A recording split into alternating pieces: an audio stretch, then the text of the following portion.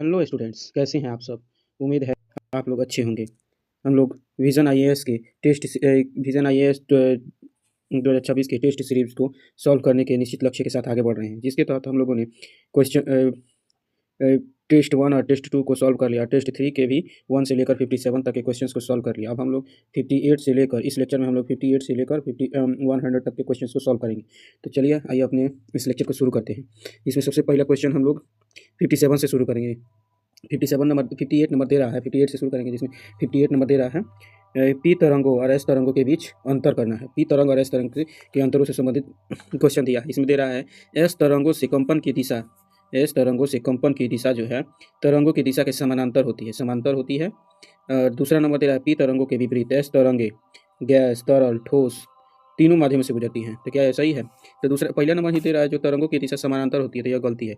जैसे कि एस तरंग जो है सेकेंडरी होता है और यह तरंगों के समानांतर न चलकर बल्कि एक दूसरे श्रृंग और गर्त बनाते हुए एक दूसरे के समकोण से होते गुजरता है, इसीलिए यह सही नहीं है। और दूसरा नंबर दे रहा है ये एस तरंगे गैस, तरल और ठोस तीनों में गमन कर सकती हैं, तो यह और भी गलत है, क्योंकि एस तरंगे पी तरंगे तीनों में गमन कर सकती है, ठोस, तरल और गैस तीनों में, लेकिन एस तरंगे केवल ठोस में गमन करती हैं।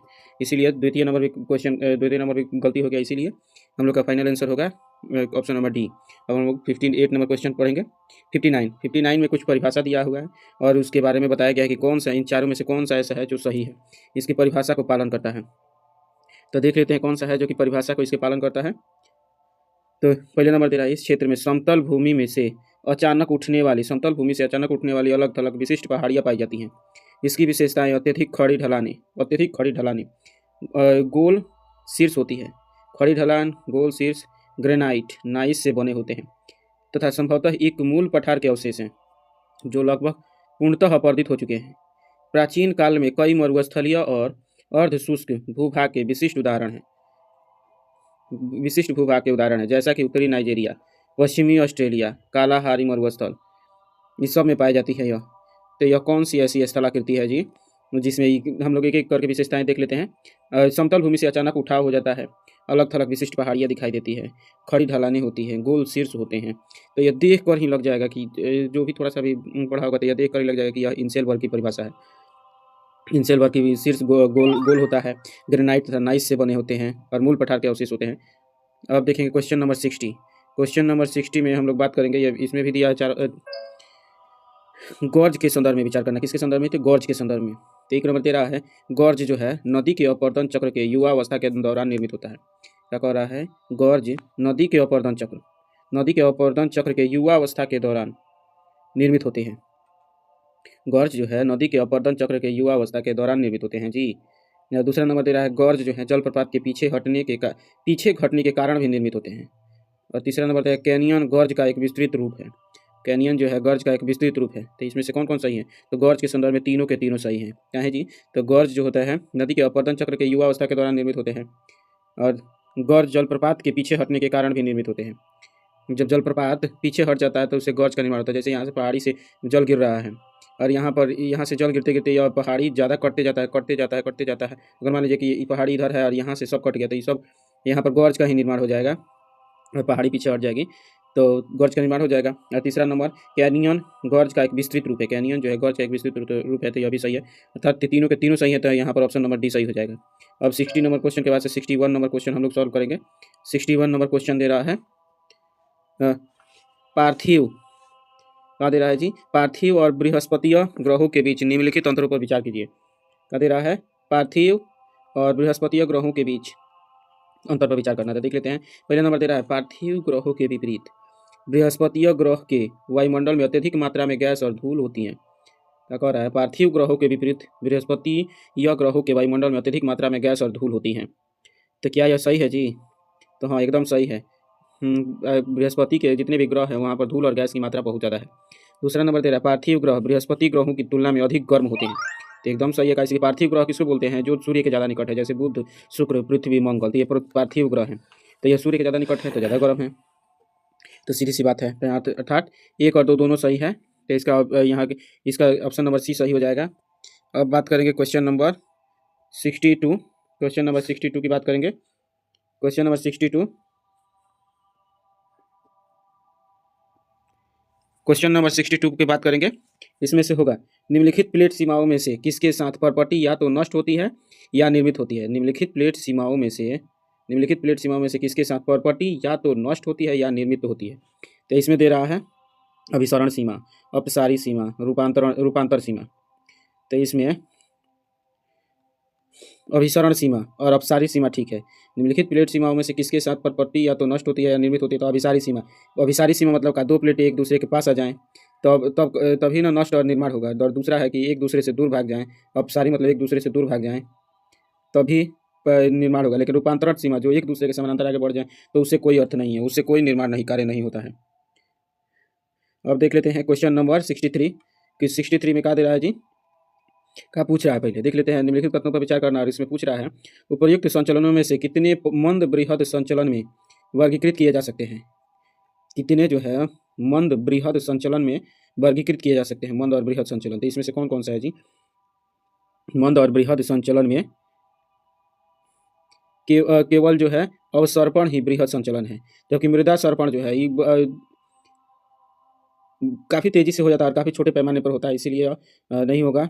या सूक्ष्म संचलन के अंतर्गत आ जाएगा। मृदा संचलन भी सूक्ष्म संचलन के अंतर्गत आएगा, जबकि अवसर्पण जो है काफ़ी विशाल मात्रा में बहुत जाना, अर्थात इसे बृहद संचलन कहा जाएगा। अब इसके बाद से 63 के बाद से 64 नंबर क्वेश्चन हम लोग सॉल्व करेंगे। 64 नंबर क्वेश्चन में दे रहा है निम्नलिखित कथनों पर विचार कीजिए। तो पहला नंबर दे रहा है स्टेलेगमाइट कंदराओं के फर्श से ऊपर की तरफ बढ़ते हैं। स्टेलेगमाइट जो है कंदराओं के फर्श से ऊपर की तरफ बढ़ते हैं। स्टेलेगमाइट जो है कंदराओं के फर्श से ऊपर की तरफ बढ़ते हैं, और जबकि स्टेलेक्टाइट जो है कंदराओं की छत से लटकते हुए निर्मित होते हैं। और इसमें पूछ रहा है कौन सा सही नहीं है। तो यहाँ पर दोनों के दोनों सही हैं, अर्थात दोनों के दोनों सही है। और ये पूछ रहा है कि कौन सा सही नहीं है। तो अब यहाँ पर वन न तो एक न तो दो, कैसे कि दोनों सही है वास्तव रूप में, लेकिन ये पूछ रहा है नहीं है, तो इसीलिए ऑप्शन नंबर डी सही हो जाएगा। अब देख लेते हैं अगला क्वेश्चन। 65 नंबर क्वेश्चन हम लोग देख लेते हैं। क्या दिया है जी, ज्वार भाटे के संदर्भ में विचार करना है। ज्वार भाटे के संदर्भ में क्या विचार करना है जी। तो दो उच्च ज्वार दे रहा है, पहला नंबर दे रहा है दो उच्च ज्वार और दो निम्न ज्वार प्रत्येक 24 घंटे की अवधि में आते हैं। दो उच्च ज्वार और दो निम्न ज्वार प्रत्येक 24 घंटे की अवधि में आते हैं। क्या ये सही है? तो हाँ सही है ये। और दूसरा नंबर दे रहा है ये पृथ्वी चंद्रमा सूर्य की स्थिति के कारण उत्पन्न होते हैं। यह भी सही है कि चंद्रमा और सूर्य के गुरुत्वाकर्षण के कारण ज्वार उत्पन्न होते हैं। और तीसरा नंबर दे रहा है ये नदी मुहाने से प्रदूषित जल को हटाने में सहायक होते हैं। एकदम सही है। जैसे यहाँ पर मान लीजिए कि ये समुद्र तट है और यहाँ पर लहर आ रही है, लहर आती है, यहाँ पर जो कूड़ा कचरा जमा है इसको जैसे ही जब वापस जाती है तो इसको लेकर चले जाती है, प्रदूषित जल चला जाता है। अब देखेंगे तो इसमें कौन सा सही हो जाएगा। तीनों के तीनों सही हो जाएगा, 65 का सी सही हो जाएगा। अब 66 क्वेश्चन को सॉल्व करेंगे। 66 नंबर क्वेश्चन को सॉल्व करेंगे हम लोग। तो इसमें कौन सा है 66 नंबर में कौन सा सीलीभवन की प्रक्रिया का सर्वोत्तम वर्णन करता है। सीलीभवन क्या कहते हैं जी। तो सीलीभवन में यह अवसाद के संवहन के माध्यम से शैलों के निर्माण की प्रक्रिया है। अवसाद के संवहन के माध्यम से शैलों के निर्माण की प्रक्रिया है। हम लोग अब देख लेते हैं इसको। सीलीभवन, तो सीलीभवन यही है, यह अवसाद के संवहन के माध्यम से शैलों के निर्माण की प्रक्रिया है। और यह अवसाद के संवहन के माध्यम से शैलों के निर्माण की प्रक्रिया है। अब अगला क्वेश्चन देख लेते हैं। 67 नंबर क्वेश्चन हम लोग देख लेते हैं। कह रहा है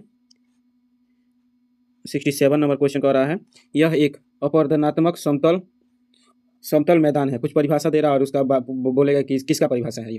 तो अपवर्तनात्मक समतल मैदान है जो अपवर्तन के कारकों द्वारा निर्मित होती है। नदियाँ, वर्षा, हिम और वायु पृथ्वी की सतह की अनियमितताओं को समतल करने में सहायक होती है। समतल होते हैं इसलिए इन्हें कहा जाता है अपवर्तनात्मक समतल मैदान है जो अपवर्तन के कारकों द्वारा निर्मित होता है। क्या कह रहा है अपवर्तनात्मक समतल मैदान जो अपवर्तन के कारकों द्वारा निर्मित होते हैं। नदियाँ, वर्षा, हिम और वायु पृथ्वी की वायु और समतल कर देते हैं, ये लगभग समतल होते हैं इसलिए इन्हें कहा जाता है। तो इनको क्या कहा जाता है जी, तो पेनी प्लेन ही कहा जाता है।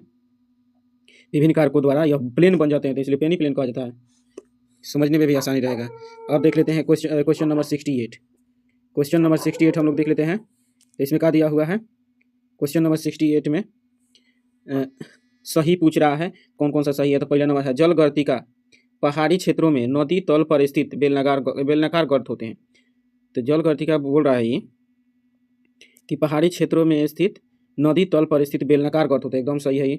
जल गर्तिका की यही तो विशेषता है कि यह कहाँ पर होता है जी, तो पहाड़ी क्षेत्रों में नदी तल पर स्थित बेलनाकार गर्त, मतलब कि पहाड़ी क्षेत्र से यहाँ पर जल बह रहा है, ये यहीं पर अगर ठोस सतह मिल जाए तो यहाँ पर कटता भी है लेकिन ठोस भी होता है, और यहाँ पर गड्ढा भी हो जाता है थोड़ा बहुत, तो इसी को जल गर्तिका कहा जाता है। दूसरा नंबर दे रहा है जल गर्तिका सामान्यतः बलुआ पत्थर और ग्रेनाइट से निर्मित होते हैं, अर्थात वैसे चट्टान यहाँ पर होते हैं जो कट जाएँ, थोड़ा बहुत कट जाए, आराम से धीरे धीरे कट जाएँ और ज़्यादा अति भी न करें, ज़्यादा प्रवाहित भी ना हो, तो बलुआ और ग्रेनाइट की यही विशेषता ही है। और तीसरा नंबर दे रहा है अनियमित कुंड जलप्रपातों के तल में निर्मित होते हैं।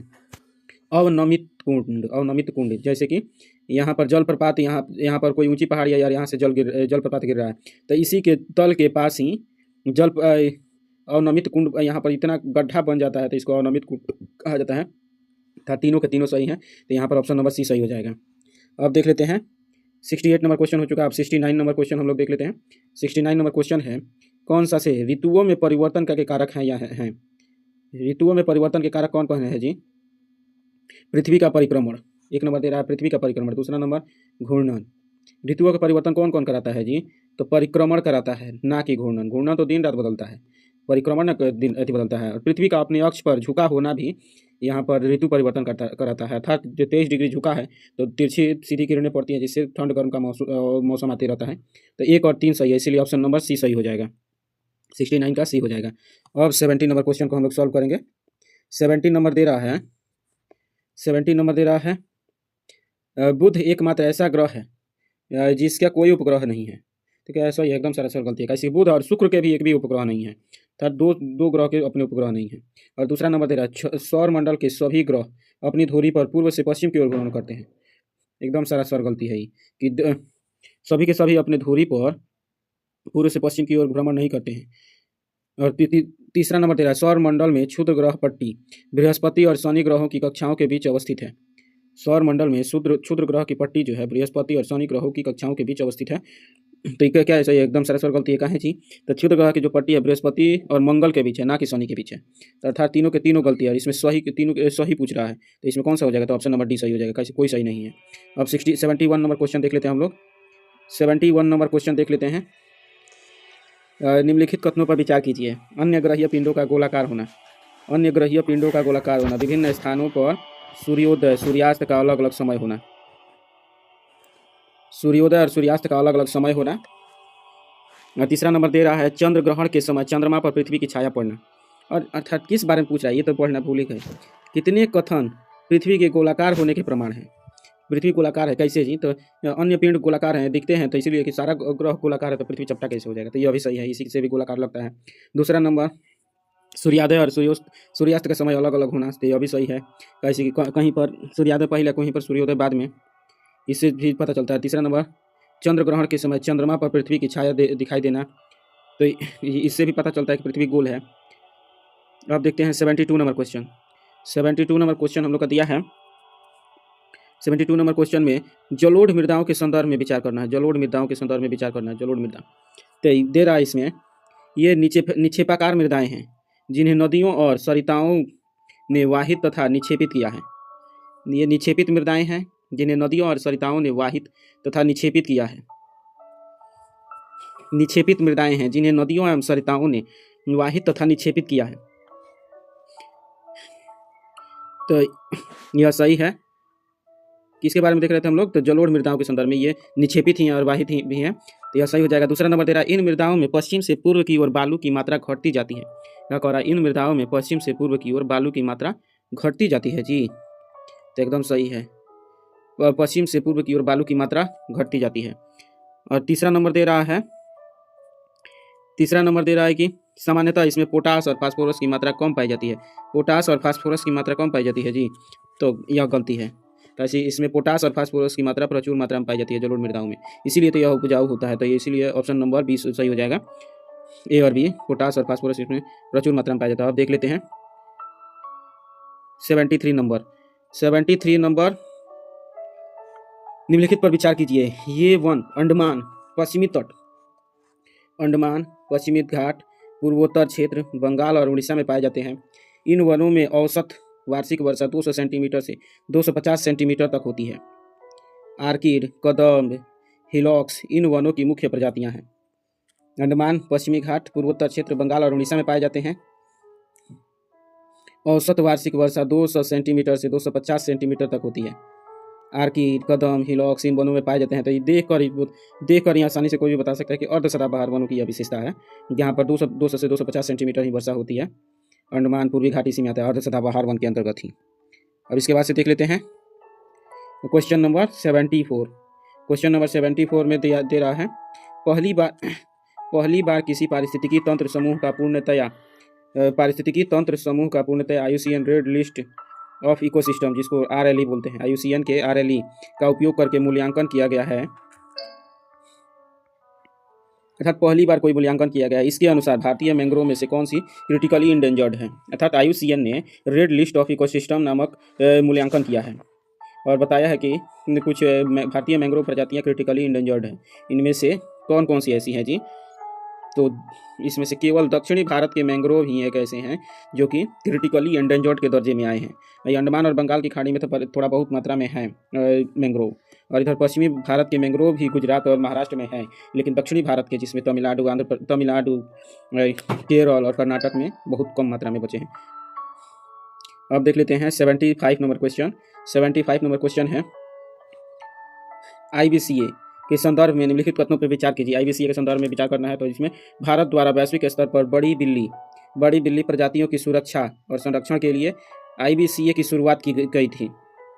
बड़ी बिल्ली प्रजातियों की सुरक्षा और संरक्षण के लिए IBCA की शुरुआत की गई थी। बड़ी बिल्ली प्रजातियों की सुरक्षा और संरक्षण के लिए IBCA की शुरुआत की गई थी।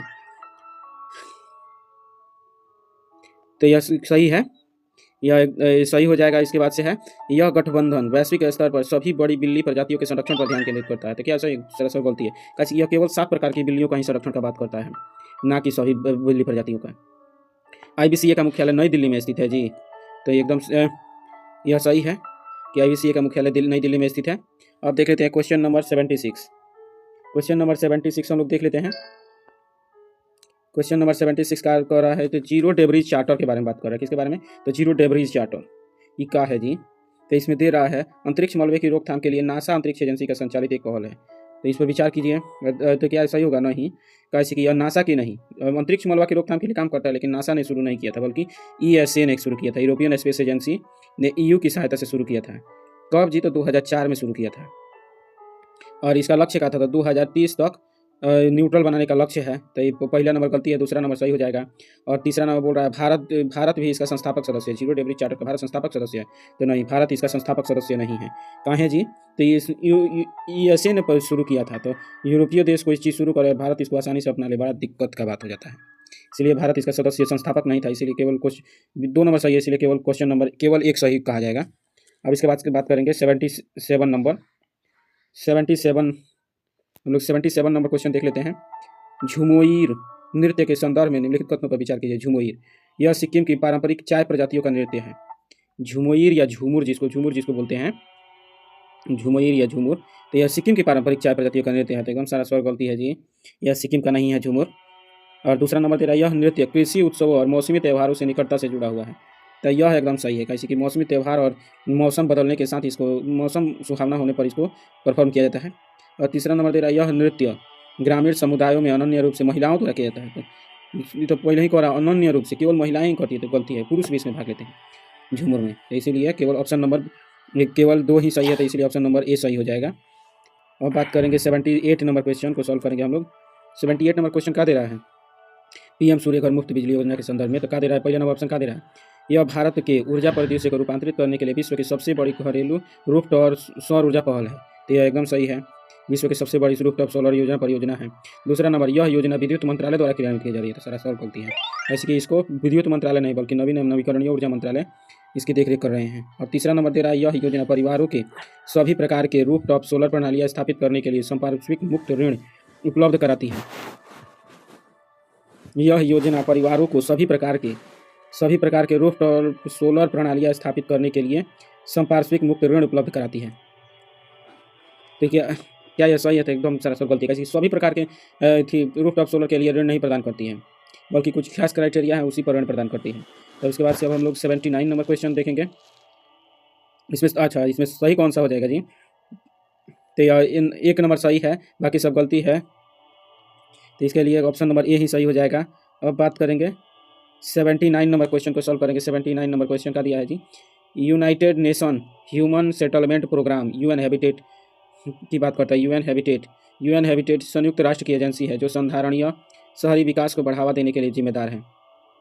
यूएन हैबिटेट यूएन की एजेंसी है जो संधारणीय शहरी विकास को बढ़ावा देने के लिए जिम्मेदार है। यूएन हैबिटेट जो है संयुक्त राष्ट्र की एक एजेंसी है जो संधारणीय शहरी विकास को बढ़ावा देने के लिए जिम्मेदार है। तो यह इसका ऑप्शन देख लेते हैं। तो ऐसे 1 2 2 3 और 1 3 दिया है। तो इसमें 1 नंबर दे रहा है कि यूएन हैबिटेट जो है संयुक्त राष्ट्र की एक एजेंसी है जो संधारणीय शहरी विकास को बढ़ावा देती है। तो यह एकदम सही है। और दूसरा नंबर दे रहा है इसके सदस्य राष्ट्रों को संयुक्त राष्ट्र महासभा द्वारा 4 वर्ष के कार्यकाल के लिए चुना जाता है। तो ये गलती है, ऐसा कोई प्रावधान नहीं है। और तीसरा नंबर दे रहा है यूएन हैबिटेट की गवर्निंग काउंसिल में अफ्रीकी क्षेत्र के पास अन्य क्षेत्रों की तुलना में अधिक सीटें हैं। रिपब्लिक बहुत सबसे इंपॉर्टेंट चीज़ है, ये एकदम सही है।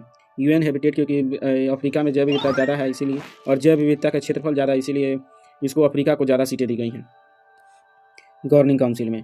अब बात करेंगे क्वेश्चन नंबर 80। क्वेश्चन नंबर 80 पर हम लोग बात करेंगे, जिसमें दिया है कौन से पीएम आशा योजना के घटक पूछ रहा है। पीएम आशा के कौन से घटक है जी? तो पहला नंबर दे रहा है मूल्य समर्थन योजना। मूल्य समर्थन योजना तो एकदम सही है, यह जो है पीएम आशा योजना का घटक है। दूसरा नंबर दे रहा है जी फसल बीमा योजना। पीएम आशा में फसल बीमा योजना आता है? नहीं, यह नहीं आता है। तीसरा नंबर मूल्य न्यूनता भुगतान योजना। मूल्य न्यूनता भुगतान योजना यह इसमें आता है। और चौथा नंबर दे रहा है संशोधित ब्याज अनुदान योजना। तो यहाँ पर ब्याज की कोई बात नहीं की गई है, ब्याज अनुदान की कोई बात नहीं है पीएम आशा में। और तीसरा नंबर है निजी खरीद एवं स्टॉकिस्ट योजना, अर्थात निजी खरीद को बढ़ावा भी देता है, इसीलिए इसको पीएम आशा में यह भी फीचर है। इसीलिए कौन सा सही हो गया? 1 3 और 5। तो इसमें दिया हुआ ऑप्शन नंबर भी 1 3 5 सही है। अब देख लेते हैं क्वेश्चन नंबर 81। क्वेश्चन नंबर 81 हम लोग देख लेते हैं, जिसमें 4 ऑप्शन दिया हुआ, देख लेते हैं सब बारी से। इसमें पूछ रहा है ट्रेल गार्ड एआई पद के संदर्भ में विचार करना। ट्रेल गार्ड एआई क्या है? ट्रेल गार्ड एआई जो है इसमें दे रहा है एआई आधारित साइबर खतरे को पता लगाता है। एआई आधारित साइबर खतरे को पता लगाता है ट्रेल गार्ड एआई। और दूसरा नंबर वन जीव संरक्षण। तीसरा नंबर दे रहा है उपग्रह आधारित आपदा निगरानी प्रणाली। तो यह तो हो ही नहीं सकता है। चौथा नंबर दे रहा है सीमा सुरक्षा के लिए मानव रहित हवाई निगरानी। तो इसका भी हवाई निगरानी का तो कोई बातें नहीं है। 3 नंबर दे रहा है वन्य जीव संरक्षण के लिए एआई संचालित निगरानी, अर्थात एआई के माध्यम से वन्य जीवों का देख रेख किया जाएगा, इसलिए ऑप्शन नंबर बी सही हो जाएगा। और क्वेश्चन नंबर 82 हम लोग देख लेते हैं। इसमें दे रहा है ओपेक के बारे में दे रहा है। कौन सा ऐसा ओपेक प्लस ने अपना नया सदस्य किसको घोषित करने का प्रयास किया है जी? तो ओपेक का नया सदस्य ब्राज़ील बनने वाला है। ओपेक ने मंजूरी दे दी है कि ब्राज़ील ओपेक का सदस्य बन जाएगा, ओपेक प्लस का। अब बात करेंगे प्रायः सुर्खियों में रहने वाला प्रोजेक्ट वाटरवर्थ किससे संबंधित है जी? तो वाटरवर्थ जो है ऑप्शन नंबर इतना बहुत सारा है, इसमें देख लेते हैं। भवन जल पुनर्भरण और संरक्षण में सुधार लाने के उद्देश्य वाली एक संपार्श्विक पहल है, ऐसा कुछ नहीं है। इसमें वास्तविक समय जल गुणवत्ता निगरानी और मूल्यांकन के लिए एक प्रौद्योगिकी संचालित परियोजना है, ऐसा भी नहीं है। इसमें तटीय क्षेत्र में पेयजल उपलब्ध कराने के लिए संधारणीय पहल है जी, तो यह भी ऐसा भी नहीं है। यहाँ पर दे रहा है विश्व के डिजिटल हाईवे के विस्तार और स्थिरता को मजबूत करने के लिए एक सबसी केबल नेटवर्क से है। सबसी केबल नेटवर्क है प्रोजेक्ट वाटरवर्थ का संबंध क्या है? डिजिटल हाईवे के विस्तार और स्थिरता को मजबूत देने के लिए सबसी केबल नेटवर्क है। अब 84 के बारे में बात कर रहे हैं। 84 जो है बिग बैंग सबसे पहले पूछ कर रहा है कितने सिद्धांत ब्रह्मांड की उत्पत्ति से संबंधित है? ब्रह्मांड की उत्पत्ति से संबंधित कौन कौन है? ये तो बिग बैंग सिद्धांत सबसे लोकप्रिय है। दूसरा नंबर हॉयल का स्थिर अवस्था सिद्धांत, यह भी है।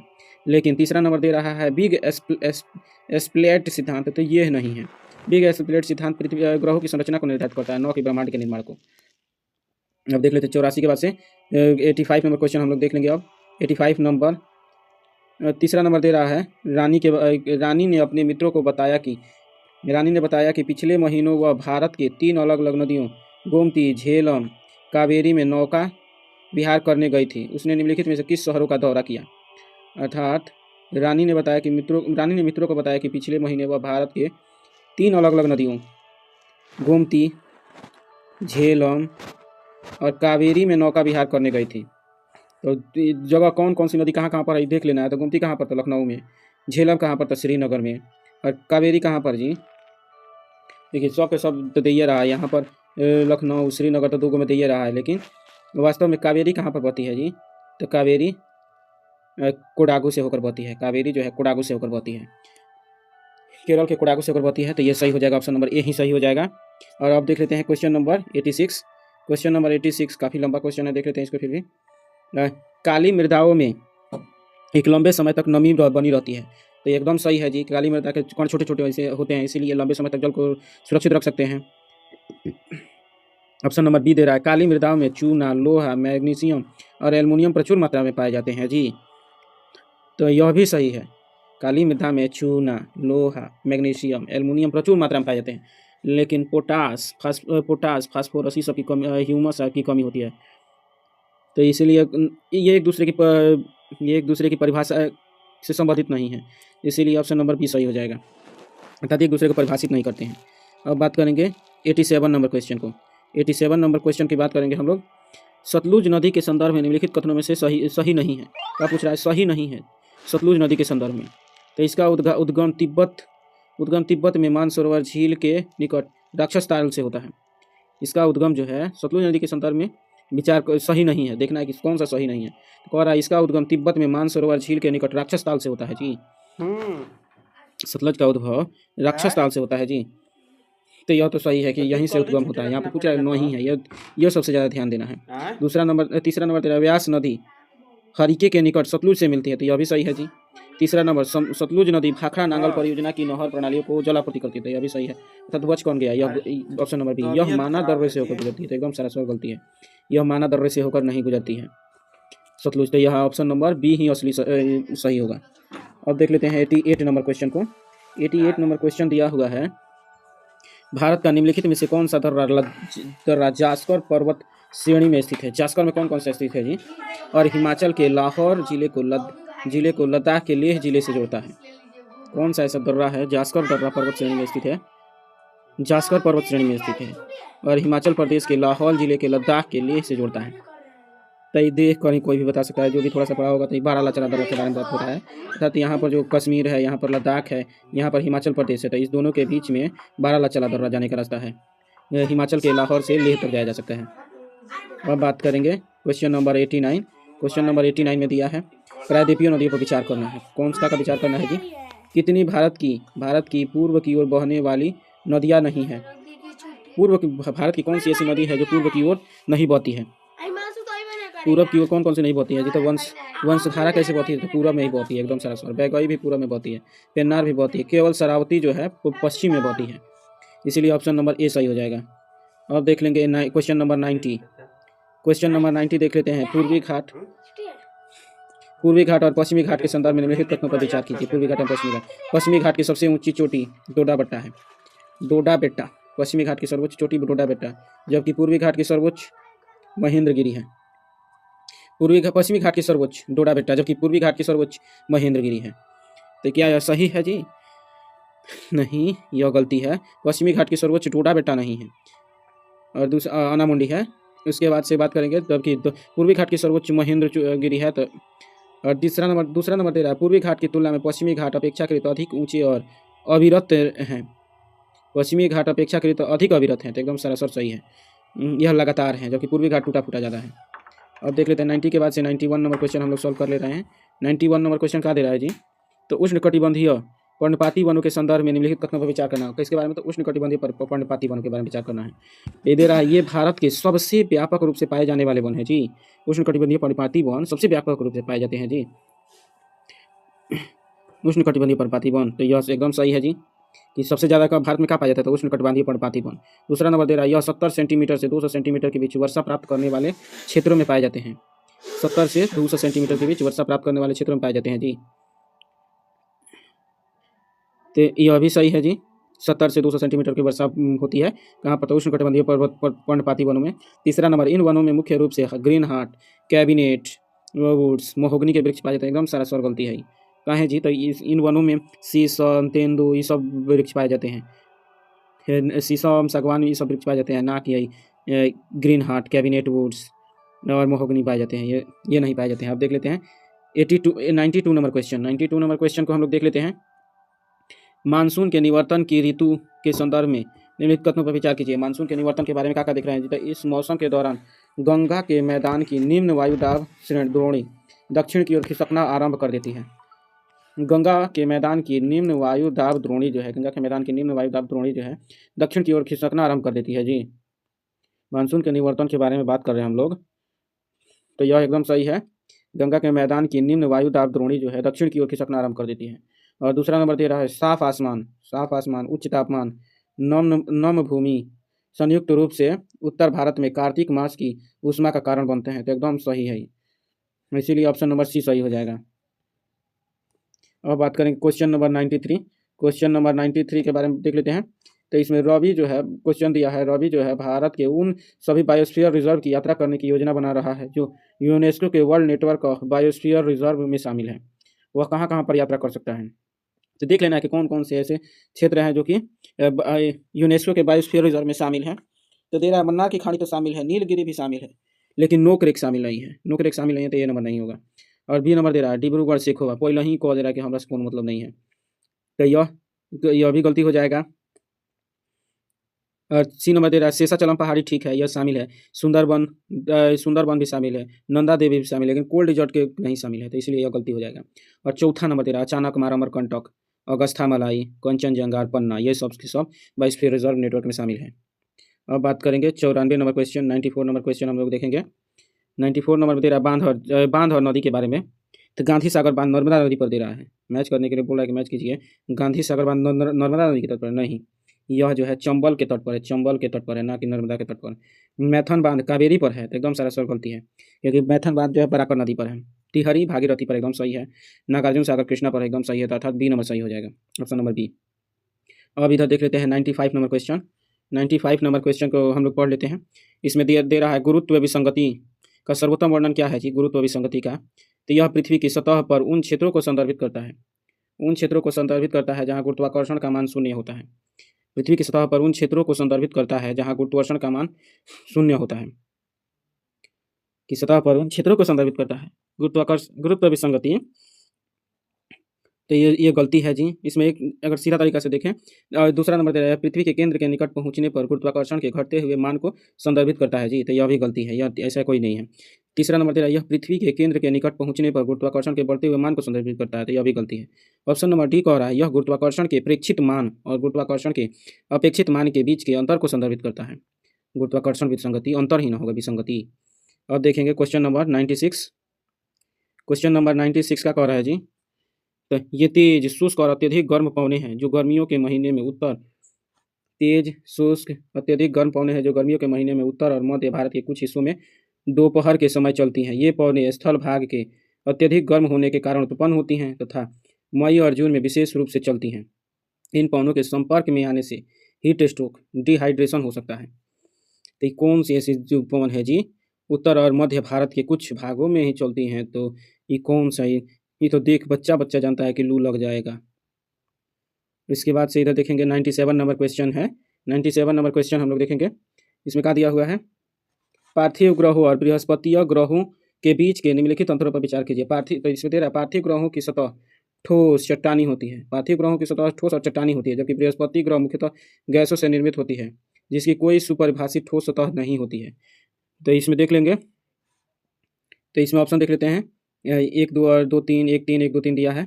तो इसमें कोई तो यह सही है, कैसे कि जो ग्रह सूर्य के निकट है ज़्यादा ठोस है। कहें जी तो यहाँ पर ताप और दाब के कारण ये ठोस हो चुके हैं, जबकि पार्थिव जो थी दूर के जो ग्रह हैं जैसे बृहस्पति शनि वो बहुत हल्के हैं, हल्के नहीं है बल्कि बहुत कम सघन है। दूसरा नंबर है पार्थिव ग्रहों का घनत्व बृहस्पतिय ग्रहों की तुलना में अधिक होता है। तो अभी बताएं क्या है कि पार्थिव ग्रहों का घनत्व अधिक होता है। उसके बाद से 3 नंबर दे रहा है बृहस्पति ग्रहों में उनके अत्यधिक द्रव्यमान के कारण, बृहस्पति ग्रहों में अत्यधिक द्रव्यमान के कारण स्थलीय ग्रहों की तुलना में अधिक गुरुत्वाकर्षण होता है जी। अधिक द्रव्यमान के कारण स्थलीय ग्रहों की तुलना में अधिक गुरुत्वाकर्षण होता है जी, तो एकदम सही है। तो 97 का कौन सा सही हो जाएगा जी? 1 और 2 और 3 सही, तीनों सही है, तो ऑप्शन नंबर डी सही हो जाएगा। ऑप्शन नंबर डी सही हो जाएगा 97 का। 98 नंबर क्वेश्चन हम लोग देख लेते हैं। 98 नंबर क्वेश्चन कह रहा है आगामी सौर विकिरण के संदर्भ में विचार करना है या सूर्यातप के संदर्भ में विचार करना है। अपसौर की तुलना में उपसौर की स्थिति में, कह रहा है उपसौर की स्थिति में पृथ्वी को अधिक सूर्यातप प्राप्त होता है जी। उपसौर की स्थिति में पृथ्वी को अधिक सूर्यातप का प्राप्त होता है जी, तो एकदम सही है। अपसौर की उपसौर में जब पृथ्वी सूर्य के ज़्यादा निकट रहता है तो उसमें सूर्यातप ज़्यादा प्राप्त होता है। और दूसरा नंबर दे रहा है पृथ्वी की सतह पर सूर्यातप का विकिरण अक्षांश, वायुमंडलीय संघटन और सूर्य के प्रकाश के आपतन कोण से प्रभावित होता है जी, तो यह एकदम प्रभावित होता है। तो इसीलिए इसका भी 98 नंबर क्वेश्चन कैंसर हो जाएगा 1 और 2।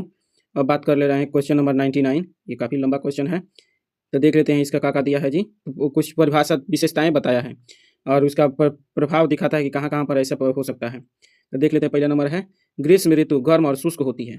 बता रहा है कि ग्रीष्म ऋतु गर्म और शुष्क होती है। कौन सा ऐसा क्षेत्र है जहाँ पर ग्रीष्म ऋतु गर्म और शुष्क होती है, जबकि शीत ऋतु जो है, शीत ऋतु मृदु और आर्द्र होती है। और दिमाग में आने लगा। दूसरा नंबर, हर किसी के दिमाग में बात आने लगा। दूसरा नंबर, वनस्पति में सूखा प्रतिरोधी झाड़ियाँ, छोटे चौड़े पत्ते वाले वृक्ष, बिखरे हुए घास के मैदान होते हैं। और तीसरा नंबर दे रहा है जैतून, खट्टे फल। ये तो बताइए जाएगा अंगूर प्रसिद्ध है।